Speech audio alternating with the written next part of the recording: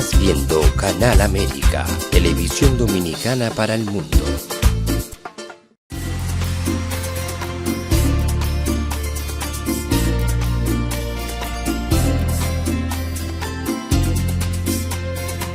A Time for Truth show is sponsored by the Office of Dr. Bernard Fialkoff, a periodontal, dental implant and laser specialist in New York City, for over 40 years. Dr. Fialkoff was honored by the International College of Dentists and Pierre Fauchard, and received the Presidential Lifetime Humanitarian Honor from the White House. Call us at 718-229-3838. Sometimes life can be so damn hard. You don't know where to go. Everything keeps falling apart. Yeah. You try to do your best, but only God knows that you've given everything you've got, but the world lets you down. You just keep moving on. Let your fears. Welcome to A Time for Truth show. It's a pleasure to be back with you live again. And this is your host, Dr. Bernard Fialkoff. I want to first answer a question that many of the viewers have is, how do I avail myself of all the previous episodes? It's very simple. Go to YouTube, click on A Time for Truth show, and touch the subscribe button. And we'll be very happy to have you as one of our members, and you'll be availed of all the previous episodes over the last few years. And we look forward to having you with us. Tonight we're going to discuss what's been going on in our world. And we're going to look at some things that are not discussed very often and that have actually been coming out scientifically and are important to consider because we're trying to understand, well, why is this happening? Why is there so much unrest? Why is there so much violence and war? Why is there so much bigotry and prejudice and hatred going on across really the whole planet? It's not regulated or relegated to one area. It's really throughout the entire globe. So first we'll start out with some clips of what's really been happening, and we'll start out with our first video because this is happening amongst people who are really all of the same origin. There's really no difference in the origin, and you'll see in our video that the engineer will put on now. And, we're talking about what's going on in Haiti and the violence, the killing, the unrest, the fact that, outside interest or outside visitors are frightened to come. The country is in turmoil. The government is trying to get control.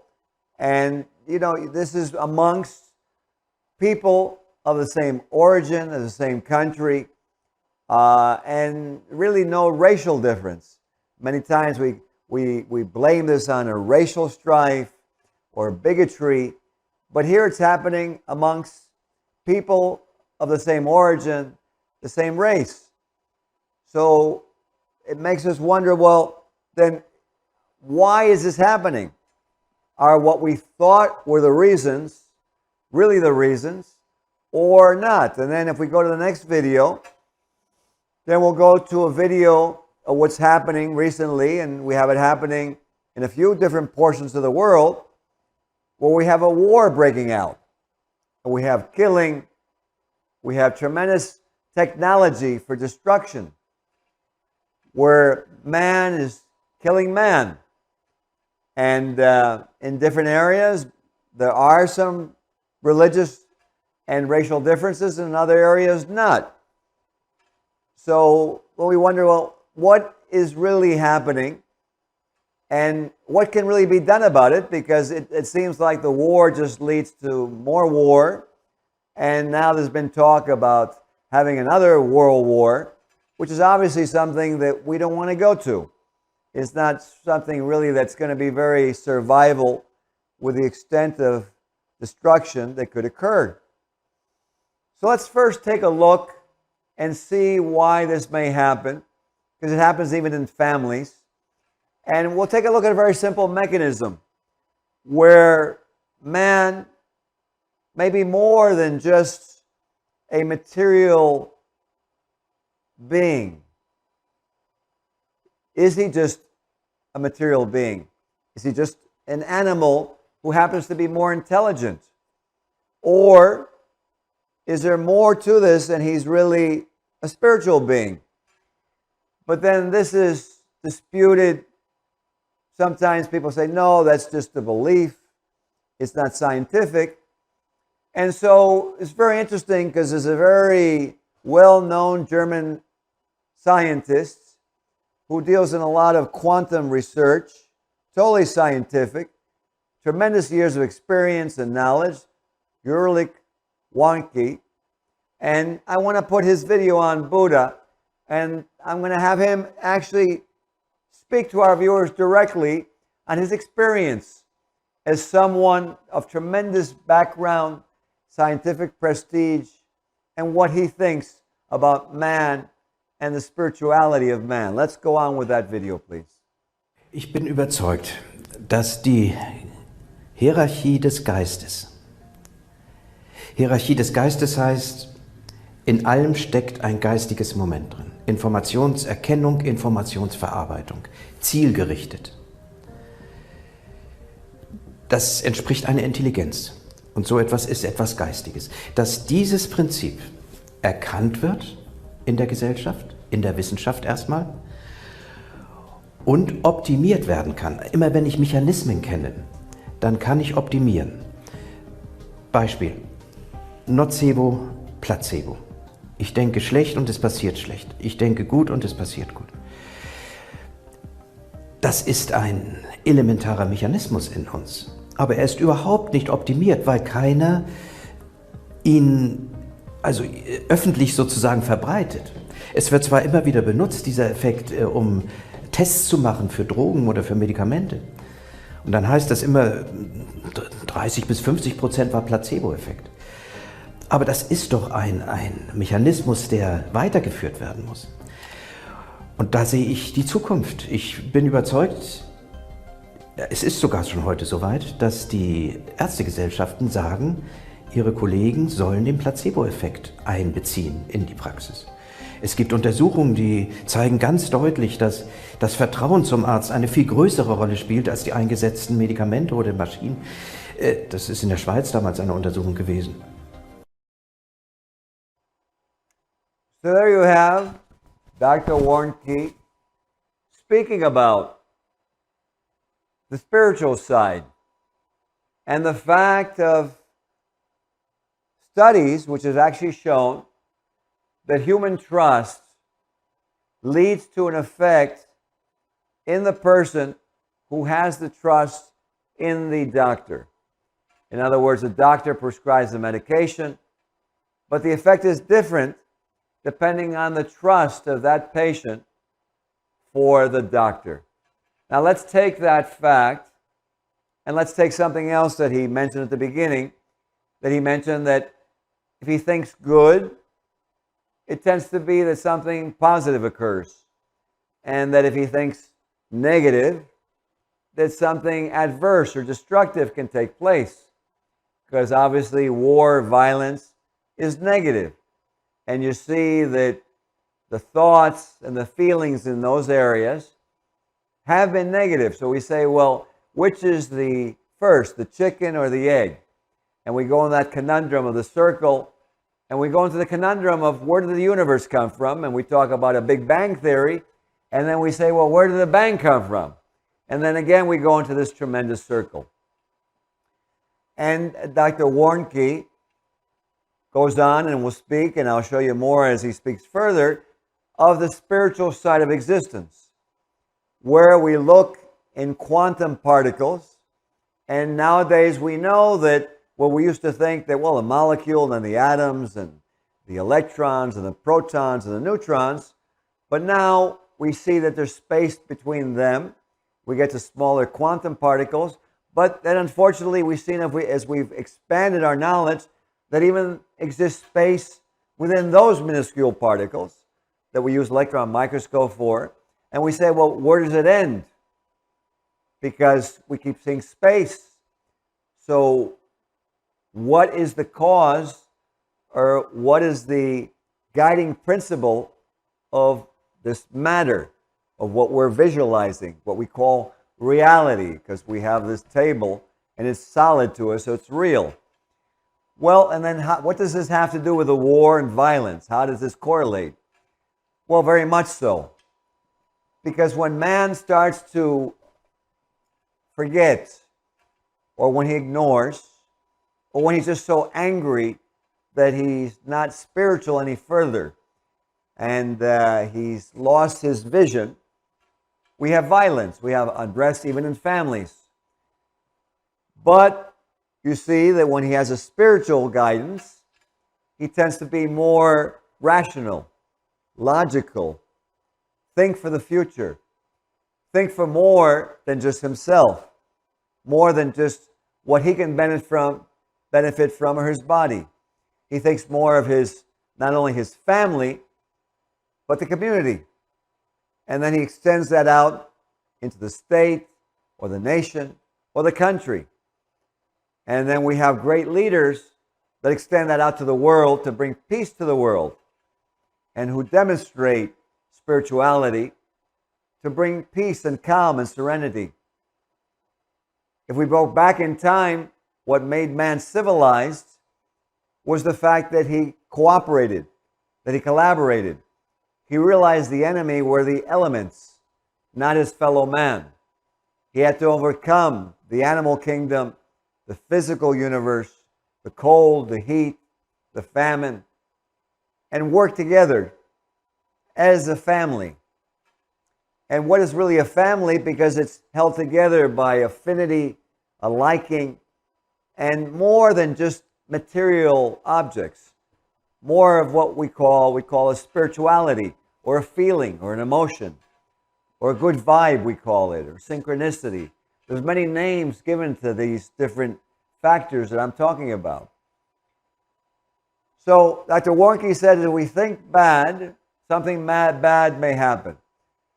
So let's take a look at our globe and see how possibly thinking bad is thinking only of oneself.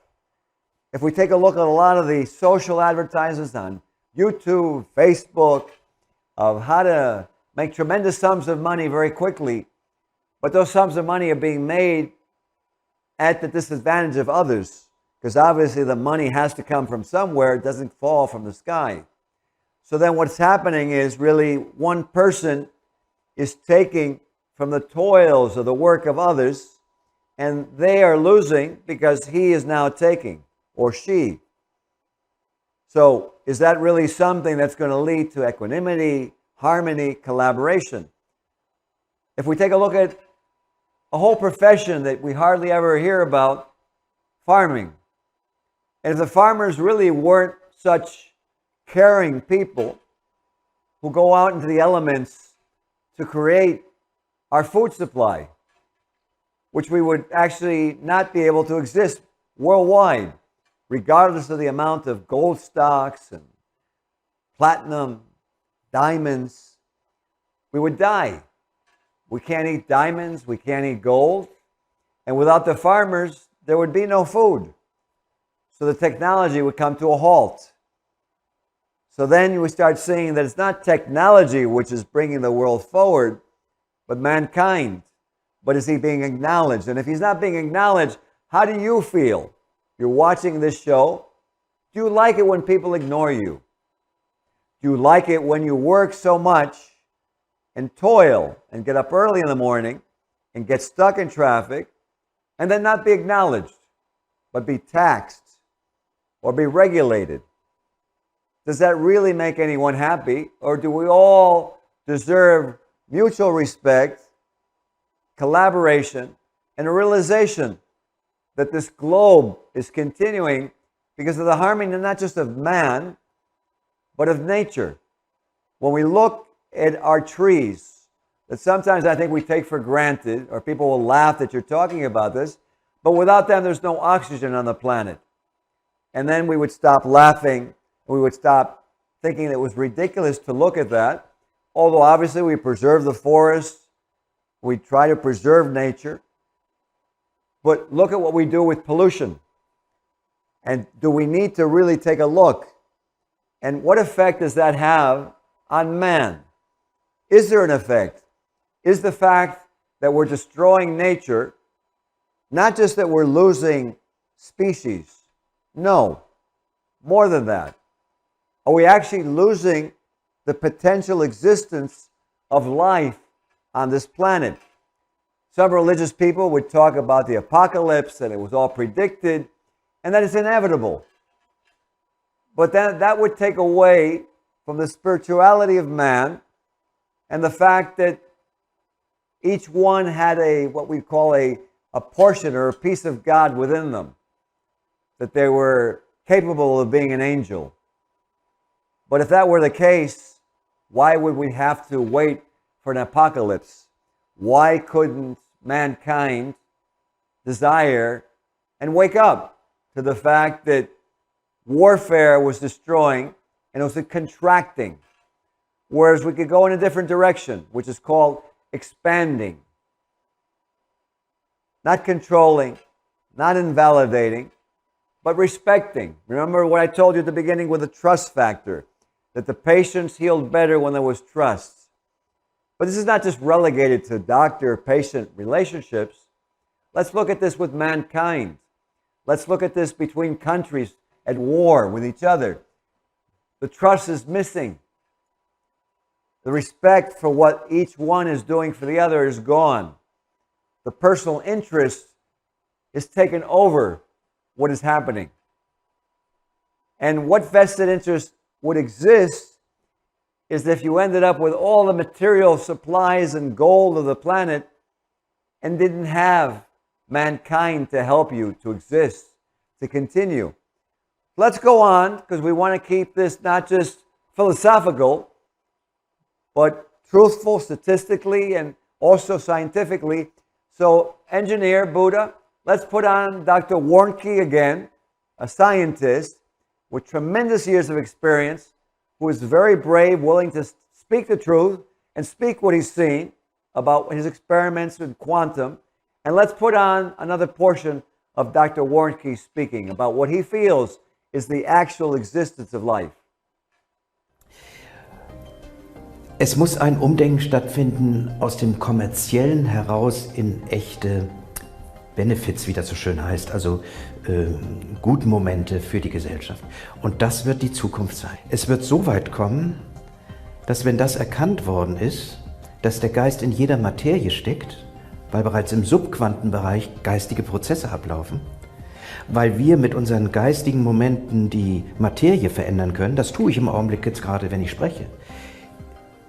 Darf ich das kurz mal ausführen, nicht? Ja. Ich rede gerade und meine Gedanken, die ein reines geistiges Prinzip sind, steuern im Moment die Materie meines Körpers, sonst könnte ich nicht sprechen. Ich starte hier Aktionspotenziale, wie das heißt, um Muskeln zu kontrahieren, um Muskeln zu verändern. Und diese Aktionspotenziale sind abhängig von Membranen an den Zellen, die durchlässig werden für Ionen, und mit meinem Geist kann ich diese Membran durchlässig machen. And then you see, he's speaking about something we take for granted. Here I am speaking to you, and you see that he just explained that through my body, there's all types of reactions going on in my cells that are happening like this for me to speak to you so quickly and move my hands. But no one ever stops to think, well, how is this happening? Well, it's just happening. It's the miracle of God. But how is it happening? How is this body functioning? Do we ever really take a look at it? Because we see a dead person in their coffin, and something is missing. Many, many people have commented this to me, that they know that the person is not there anymore. We say that they've passed away or they've left to a higher level. But do we really pay attention to this? That would show us that if we paid attention to what we observed and what we see, that man is actually a spiritual being. Not because we wanted to have a faith in a religion or because we were indoctrinated into this when we were young, but out of the reality of what we've seen and experienced, that he actually is a spiritual being and that he's in existence, not himself, but in coordination with nature and the animal kingdom, the plant kingdom. And as Dr. Warnke said, that each one of us has the potential not only to control our own bodies and lives, but to actually to be able to use that to have an effect on others. And this brings to the point now of what we're experiencing in the world. Now, I happen to live in New York.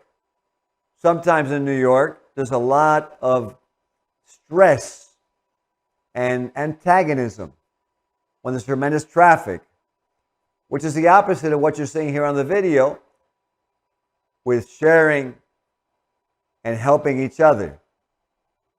That's the antithesis of the hatred and the stress. And that's the positive side of life when we look at spirituality. So, what is the effect of being in a negative environment, tremendous traffic? We add drugs into the mix. We add economic depression into the mix and stress, economic stress, loss of jobs, people trying to survive, and people just looking from their own perspective. And what happens is, it would be very easy now to see, well, you're going to get violence. But how long do we have to wait? Some other scientific studies have shown that before catastrophes occur, such as 9/11, that there are actually changes in frequencies on the planet. And they start to study this to see why is that? Not after the effect, but before the effect, that there were changes before the disaster, before the catastrophe, which when now you put what Dr. Ulrich was saying would make sense because it would be before. It's like how I'm controlling myself here in front of you, or what he was saying as he was speaking in the video, how he was controlling his cells. But do we think of this? Or do we think, no, that's something just from science fiction, or that's not really true? Yet, during the 9/11, if you speak to anyone, although they weren't in New York, that effect was felt all around the globe. But no one ever stopped to think, how was it felt? Because it wasn't felt by touching or physical communication. It was spiritual. Because there was no other way. Sure, we saw it on television. But did television cause the emotion? No. Television doesn't cause the emotion. And she said, well, the hormone levels in our cells changed. But why did they change? Why or what stimulated hormone levels to change? And we get back what Dr. Ulrich was saying with spirituality. And why did I decide to put a scientist on the show? Well, because he's very respected. He's got courage to try and save humanity and to guide it into a higher realm. And because he's a scientist. And sometimes in our world, we've gone away totally from anything spiritual because it's not scientific. Yet at the same time, we know that drugs are very harmful. And the NIH and the CDC have shown this.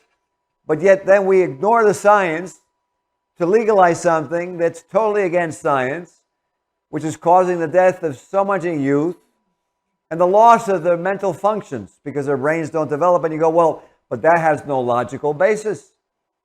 So then who is deciding that? Is that mechanical? I don't think so, because then it would just follow from the scientific facts of the fact that it's detrimental and we shouldn't legalize. So now we come to the actuality, or what seems to be the actuality, that we are determining what's happening. Now that also, some people would say, well, that's very simple.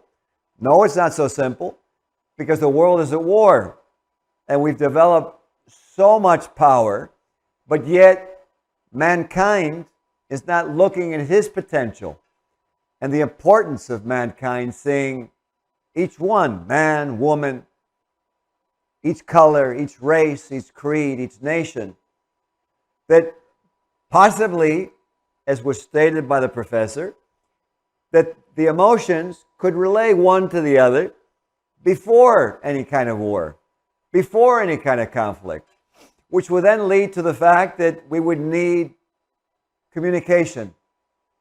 And they would say, oh my God, communication. But real communication. The communication that occurs, let's say, when someone is really angry with you and really ready to sock you one. And you control yourself because you realize they're a human being, they're out of control, and you actually want to help them. And you've seen that in very strong men and women, that they don't fight back. In fact, when you look at someone who changed dramatically in his life, which is a tremendous heavyweight champion, and went into spirituality, George Foreman. And he won the championship of the world at a very late age, set a record for being world champion at that age. But he showed something, that the spiritual side was very important, because no one gave him a chance. And also, that he didn't fight the same. He fought almost a little bit just to win without destroying. It was very interesting to see the change in that human being. So we have to ask ourselves, is it time for us to awaken to our spirituality? Is it time for us to realize that yes, we do have a cause, that what we think affects not only our family, but our neighbor. And that yes, we're angry with someone and we don't want to speak to them. But what are the ramifications? How long will we let it go? And with the technology that we have in our world, how long will we say that, well, that's happening over there, when we realize that the over there is becoming very, very small, and the split-second decisions can affect the entire planet over there. And it's no longer an over there, it's no longer them, it's no longer someone you don't like, now it's all-encompassing. So at the end of this show, I ask you, for yourself, to take what we presented and to take a look for yourself and see what you think and see what you really feel. And if you agree that yes, you're a spiritual human being, you are a human being, you're not a human animal, you're the name human being, and you actually are, and that you have an effect, not just on yourself, but on your family, and others have effect on you, and that we need to start collaborating at a much higher level. We need to start looking at how to take all that we have and use it for positivity. And for those of us at times who have looked at the benefit of financial gain and buildings and land, to take a look at what you would do with all of that if there was someone there to help you with it. And there were very few people to actually produce alongside with you. What would you have left? Or would the whole human race be extinct and the apocalypse would actually occur? I don't really think that God would want any apocalypse. I don't think so. And I don't think we have to wait for apocalypse. I think we can actually be humane and the world can change this year. I hope you've enjoyed the show. There's no conclusion because the game is continuing. I hope that you take this to heart and you've looked at the science. And we'll see you on the next episode of A Time for Truth show. Good night. This show was sponsored by A Time for Truth Foundation Incorporated as a community service. Sometimes life can be so damn hard. You don't know where to go. Everything keeps falling apart. Yeah. try to do your best, but only God knows that you've given everything you've got, but the world takes you down. You just keep moving on. Let your feet